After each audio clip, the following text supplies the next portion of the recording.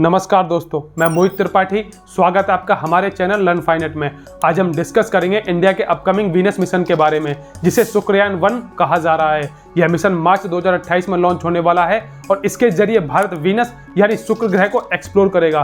तो चलिए डिटेल में जानते हैं इस मिशन की खासियत और उसके ऑब्जेक्टिव्स के बारे में। भारत का पहला शुक्रयान मिशन ऑफिशियली मार्च 2028 में लॉन्च होगा। यह मिशन वीनस के ऑर्बिट में चक्कर लगाकर उसकी सरफेस, एटमॉस्फेयर और आयनोस्फेयर की स्टडी करेगा। इस मिशन की टोटल कॉस्ट 1236 करोड़ रुपए है और यह 4 साल तक चलेगा।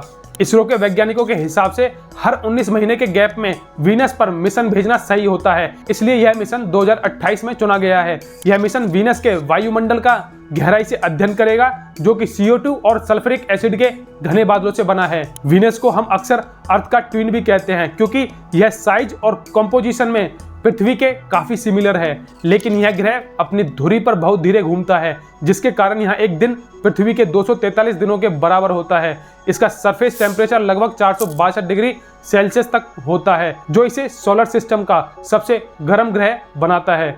अब सवाल उठता है कि क्यों हम वीनस की स्टडी करना चाहते हैं। इसके 3 मुख्य कारण हैं। नंबर 1, अर्थ का इवोल्यूशन। अर्थ का इवोल्यूशन समझने के लिए वीनस और अर्थ काफी सिमिलर हैं, लेकिन कुछ कारणों से वीनस एक सूखा और डस्ट फिल ग्रह बन गया। साइंटिस्ट को यह समझना है कि क्यों ऐसा हुआ है, और यह भी कि आगे चलकर पृथ्वी को ऐसे ही किसी डेंजर सिचुएशन से कैसे बचाया जा सकता है। Number 2, green house effect. Venus पर ग्रीन हाउस इफेक्ट इतना इंटेंस है कि यहाँ का टेम्परेचर मरकरी से भी ज्यादा है। इसकी स्टडी हमें पृथ्वी के ग्रीन हाउस इफेक्ट और क्लाइमेट चेंज को समझने में मदद करेगी। नंबर 3, वीनस के यूनिक रोटेशन का अध्ययन, यानी यहाँ सूर्य वेस्ट से उगता है और ईस्ट में डूबता है। इस यूनिक रोटेशन को समझना हमारे सोलर सिस्टम के ओरिजिन को समझने के लिए जरूरी है। अब बात करेंगे मिशन की योजना के बारे में। शुक्रयान 1 एक ऑर्बिटर मिशन होगा जो वीनस के ऑर्बिट में रहेगा और यहाँ से डाटा कलेक्ट करेगा। मिशन में कई एडवांस साइंटिफिक इंस्ट्रूमेंट्स होंगे जो वीनस के एटमॉस्फेयर, सरफेस और आयनोस्फेयर को स्टडी करेंगे। मिशन को GSLV Mark II रॉकेट से लॉन्च किया जाएगा और इसका टोटल वेट 2500 किलोग्राम होगा। यह मिशन सिर्फ इंडिया का ही नहीं, बल्कि जर्मनी, स्वीडन, फ्रांस और रशिया के कोलैबोरेशन से भी बनेगा। उनका भी साइंटिफिक पेलोड इस मिशन में शामिल होंगे। वीनस मिशन के सामने कई चुनौतियां भी होंगी, जैसे कि हाई टेम्परेचर और प्रेशर। वीनस का सरफेस टेम्परेचर और प्रेशर बहुत हाई है। इस वजह से अभी तक यहाँ कोई भी लैंडर 2 घंटे से ज्यादा सर्वाइव नहीं कर पाया। इसलिए इसरो को मिशन को बचाने के लिए एडवांस कूलिंग सिस्टम और स्ट्रॉन्ग मटेरियल्स का यूज करना पड़ेगा। वहीं लॉन्ग डिस्टेंस, वीनस पृथ्वी से लगभग 4 लाख किलोमीटर दूर है।